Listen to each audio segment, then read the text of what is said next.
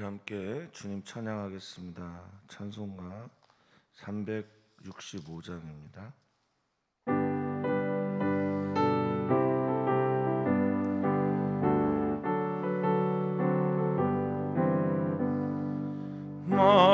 마음속에 근심 있는 사람 주 예수 앞에 달려오라. 슬픈 마음 있을 때라도 주 예수께 아뢰라. 주 예수 앞에 달려오라. 주리의 친구니 무엇이나 근심하지 말고 주 예수께 아뢰라. 눈물 나며 근심 숨쉴 때 주 예수 앞 달려오라. 은밀한 죄 내게 있더라. 주 예수께 아뢰라. 주 예수 앞에 달려오라. 주리의 친구니 무엇이나 근심하지 말고 주 예수께 아뢰라. 괴로움과 두려움 있을 때 주 예수 앞에 달려오라. 내일을 염려하지 말고 주 예수께 아뢰라. 아멘. 주 예수 앞에 달려오라. 주리의 친구니 무엇이나 근심하지 말고 주 예수께 아뢰라. 죽음 앞에 겁을 내는 자여 주 예수 앞에 달려오라. 하늘나라 바라보는 자여 주 예수께 아뢰라. 주 예수 앞에 달려오라. 주리의 친구니 무엇이나 근심하지 말고 주 예수께 아뢰라. 아멘. 아무것도 염려하지 말고 오직 모든 일에 기도로와 간구로 너희 구할 것을 감사함으로 아뢰라. 그리하면 모든 지각에 뛰어난 하나님의 평강이 그리스도 예수 안에서 너희 마음과 생각을 지킬 것이다 라고 주님 약속하셨습니다. 오늘 우리의 예배 그리고 우리가 하는 기도, 우리 하나님 아버지께 하는 예배와 기도이기에 하나님께서 기뻐 받으실 것을 믿습니다. 오늘 위에서부터 내려오는 하늘의 은혜가 우리를 덮고 그 은혜로 오늘을 살아내는 우리 사랑하는 모든 성도들 되게 하여 주시옵소서. 감사하며 예수님의 이름으로 기도하옵나이다. 아멘. 하나님의 말씀입니다. 누가복음 18장 1절에서 8절입니다. 누가복음 18장 1절에서 8절까지의 말씀입니다. 우리 한 목소리로 읽도록 하겠습니다. 예수께서 그들에게 항상 기도하고 낙심하지 말아야 할 것을 비유로 말씀하여 이르시되 어떤 도시에 하나님을 두려워하지 않고 사람을 무시하는 한 재판장이 있어 자주 그에게 가서 내 원수에 대한 나의 원한을 풀어주소서. 얼마 동안 듣지 아니하다가 후에 속으로 생각하되 내가 하나님을 두려워하지 않고 사람을 무시하나 이 과부가 나를 번거롭게 하니 내가 그 원한을 풀어주리라. 그렇지 아니하면 늘 와서 나를 괴롭게 하리라. 주께서 또 이르시되 불의한 재판장이 말한 것을 들으라. 하물께서 그 밤낮 부르짖는 택하신 자들의 원한을 불러주지 아니하시겠느냐? 그들에게 오래 참으시겠느냐? 내가 너희에게 이르노니 속히 그 원한을 풀어 주시리라. 그러나 인자가 올 때에 세상에서 믿음을 보겠느냐 하시니라. 아멘. 기도가 없는 종교는 없습니다. 모든 종교는 다 기도합니다. 그 기도하는 방법들도요, 대동소이합니다. 묵상, 명상, 부르짖는, 또 서원 등등 기도의 방법들도 비슷하고요. 또 심지어는 나타나는 현상도 비슷한 종교도 있습니다. 우리 예를 들면 기독교에서 방언이 있다고 하면 이런 신비적인 언어로 기도하는 게 이슬람교에도 있고요, 불교에도 있습니다. 그리고 유대교에도 신비주의 영성들이 있어서 들도 있다고 합니다. 그럼 우리 기독교와 다른 종교, 우리가 하는 기도와 저들이 하는 기도, 다른 것은 무엇일까요? 우리는 다 똑같고 또 똑같은 죄인인데 다름이 어디에 있겠습니까? 오늘 예수님은 우리에게 기도의 다른 이들과 다른 이유에 대해서 아주 명확하게 설명해 주시는데, 그것은 기도를 듣는 분이 저들과 다르기 때문에 그렇습니다. 우리는 우리의 기도를 듣는 분이 하나님이신 것을 믿고 기도합니다.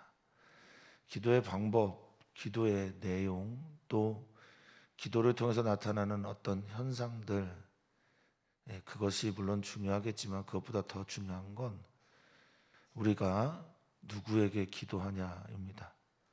오늘 우리 하나님 아버지 앞에 나와서 하나님 아버지께 기도하는 은혜의 시간이 되시기를 축복합니다.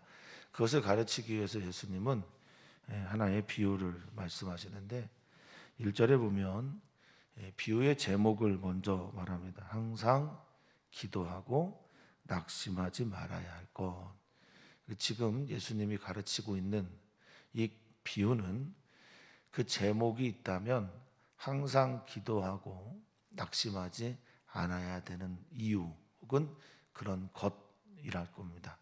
그러니까 항상 우리는 기도해야 되고 기도하면서 낙심하지 않아야 되는데, 그것에 대해서 내가 이제 너희들에게 비유로 설명할 거다라고 말을 합니다.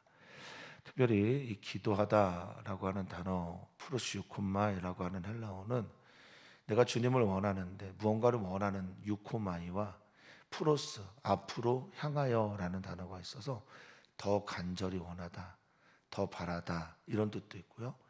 또한 소통, 서로가 서로에게 소통하기 위한, 그래서 우리의 기도가 하나님 아버지와 소통하기 위한 것임을 꼭 기억하셔야 됩니다. 예수님이 밤새워 기도하셨다라는 기록들이 성경에 참 많이 나오는데, 그렇게 할 수 있었던 것은 내가 내 얘기만 해서는 밤새워서 기도하기가 거의 불가합니다. 주님, 나의 아버지가 되신 하나님과 계속해서 프로스, 서로가 서로를 향하여 요코마에 간절히 원했던 기도가 되었기 때문에 그렇습니다. 사랑하는 성도님들이 하나님 아버지와 소통했으면 좋겠습니다. 어떤 분이 그런 얘기했죠. 어떻게 이렇게 긴 시간을 하나님 앞에 기도할 수 있습니까? 그랬더니 마더 테레사가 이렇게 얘기를 했습니다. 저는 기도할 때 아버지 얘기를 듣습니다. 하나님 이야기를 듣기 때문에 기도의 시간이 길 수밖에 없습니다. 그럼 당신이 얘기할 때, 기도할 때, 말할 때는 하나님은 무엇을 하십니까? 그분도 듣지요. 이렇게 얘기를 했다고 합니다. 우리 사랑하는 모든 성도님들이 오늘 하나님 아버지와 깊이 소통하는 기도의 날이 되기를 축복합니다. 오늘 3월 1일인데요. 지금까지 지내왔던 모든 일들 가운데 은총을 감사하고 3월 1일 벌써 100년도 더 됐습니다. 그때 우리의 민족 조상들이 외쳤던 해방과 자유의 외침이 오늘 지금 억눌려 있고 죽어가고 아파하고 있는 모든 이들을 향한 외침 되기를 또 소망해 봅니다. 자, 여기 낙심하다, 하나님과 소통되고 기도하면 또 하나님을 잘 만나면 낙심이 일어나지 않을 텐데, 이 낙심은 카케오라는 단어를 썼습니다. 카케오라는 이 단어는 마음을 잃어버리다라는 뜻입니다. 그러니까 낙심이라는 말이 마음을 잃어버리다라는 뜻이잖아요. 근데 이 단어는 마음을 잃어버리는데 마음의 등불이 꺼져서 잃어버린 겁니다. 이 카케오라는 단어가 등불을 켜다, 마음의 불이 켜져 있다라는 단어에서 오거든요. 그러니까 거기에서부터 잃어버리게 된 겁니다. 그게 낙심이에요. 마음의 불이 꺼져 있는 겁니다. 하나님과의 관계가 꺼져 있는 겁니다. 그러니까 기도해야 되는데 낙심이 되는 이유는 소통이 꺼졌기 때문에 그렇습니다. 자, 그것을 이제 비유로 말씀하시는데, 먼저 등장하는 인물이 2절에 보면 어떤 도시에 하나님 두려워하지 않고 사람도 무시하는 재판장, 이런 재판장이 생기면 그 도시가 불행하죠.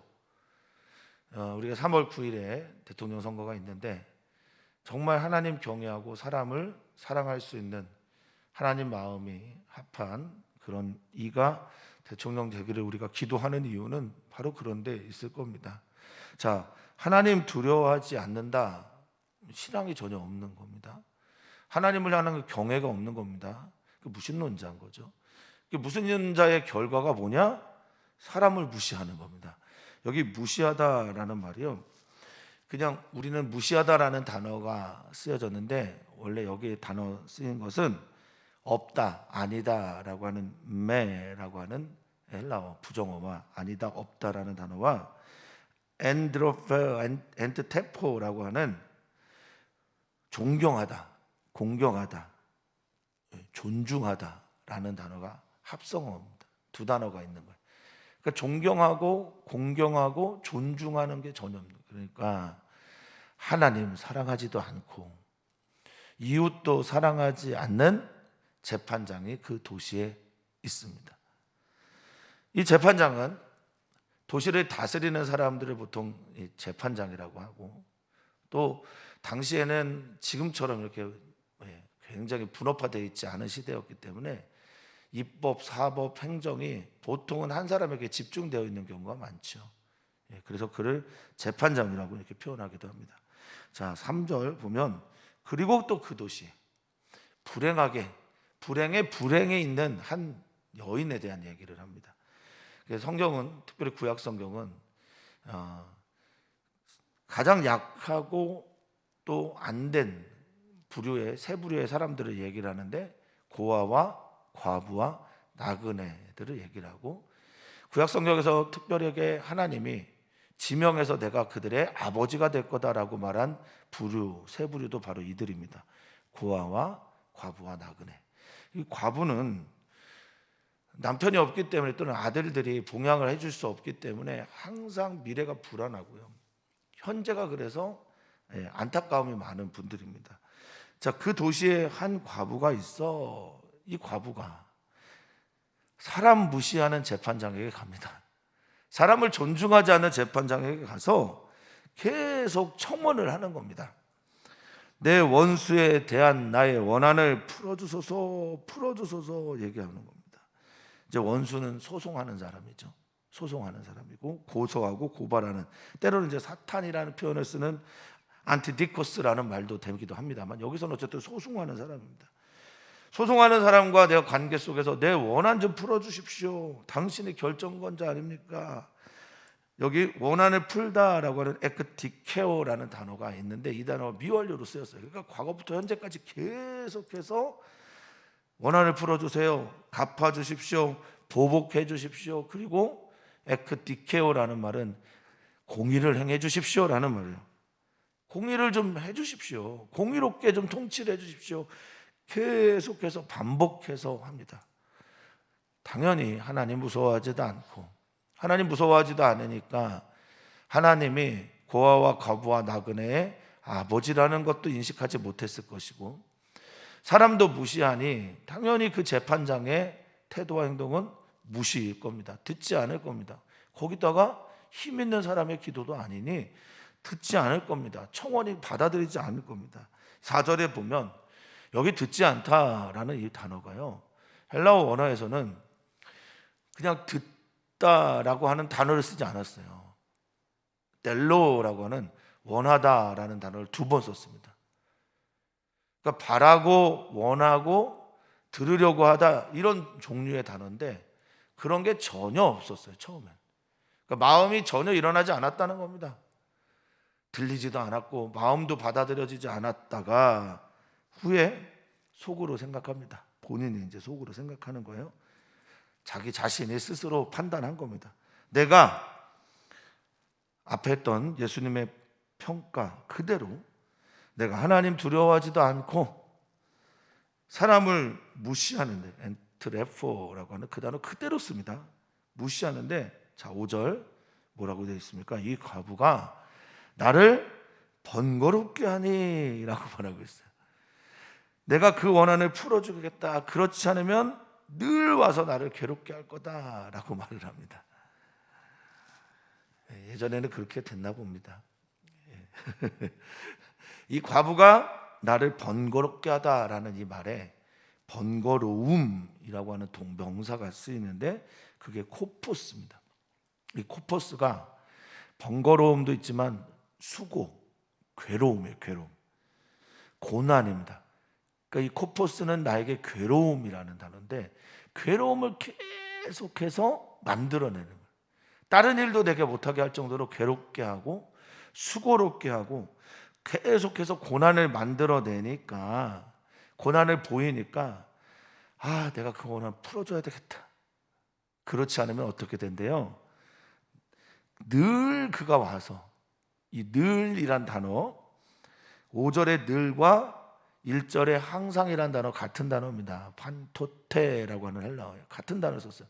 늘 항상 와서 나를 괴롭게 하리라 라고 하는 이 괴롭게 하리다 라는 단어도, 그 여인이 와서 무력시위를 할 수 있는 것도 아니고 요즘같이 1인 시위를 하는 것도 아니고요.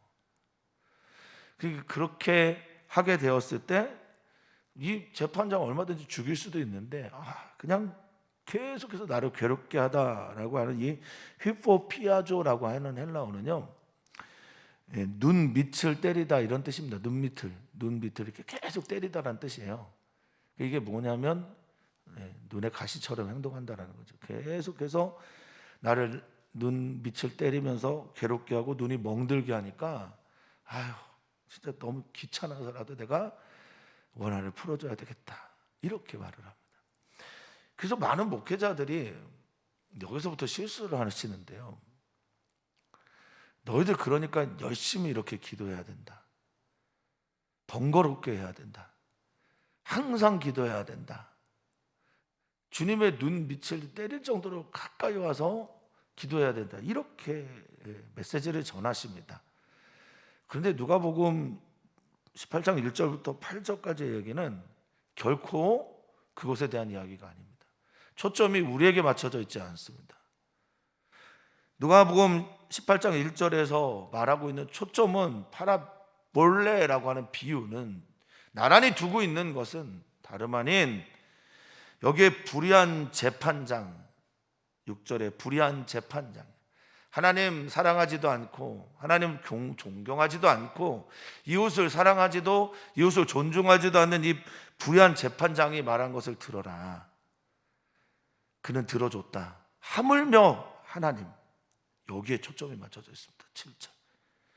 불의한 재판장도 자기를 번거롭게 하고 자기를 괴롭게 하고 자기를 힘들게 하니 들어주는데, 너희가 믿고 있는 하나님 아버지는, 너희가 사랑하고 기도하고 있는 하나님 아버지는, 하물며 하나님은 우리 하나님 아버지께 초점이 맞춰져 있습니다. 불의한 재판관도 듣는데 우리 하나님이 밤낮 부르짖는 택하신 자들의 기도를 외면하시겠냐? 그 원한을 풀어주지 아니하시겠느냐라고 말씀하고 있는 겁니다. 사랑하는 성도님들, 하물며 하나님 반드시 기억하시면서 우리의 기도와 예배는 그분에게 향해야 될 줄 믿습니다.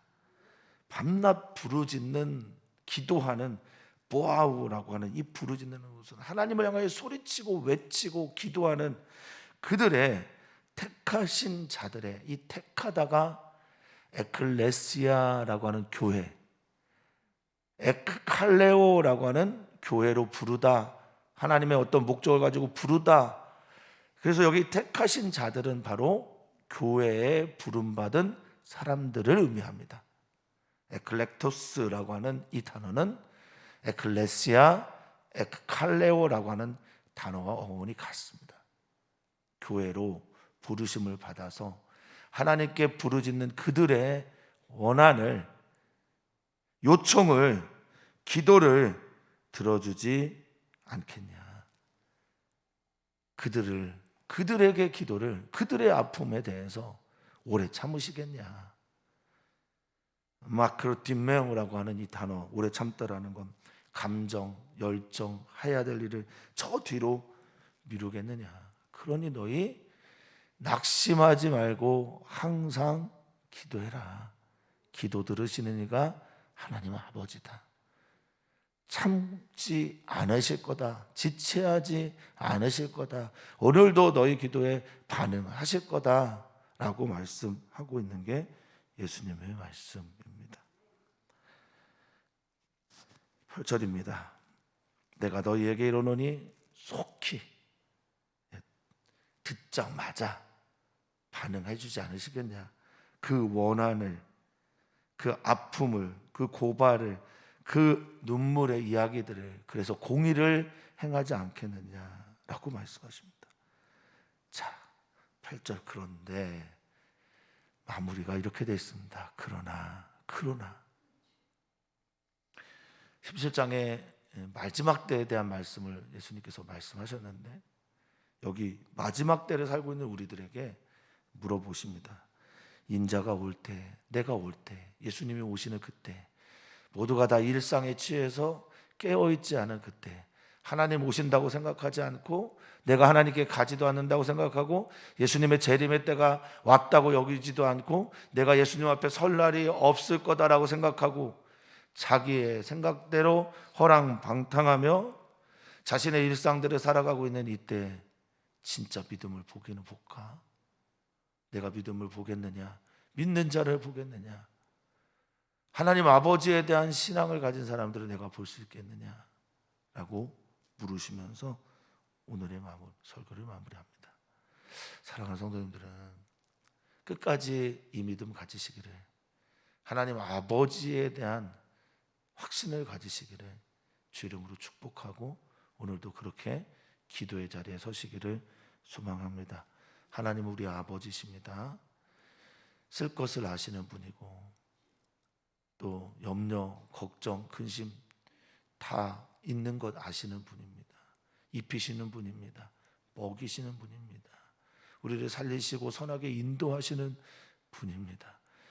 우리 아버지께, 우리 하나님께 기도하는 기도의 시간이 되시기를 주 이름으로 축복합니다. 우리는 화요일마다 우리 청년들과 또 이주민들을 위해서 기도하는데 지난 주일에 청년 연합 예배 때 생명에 대한 이야기를 했어요.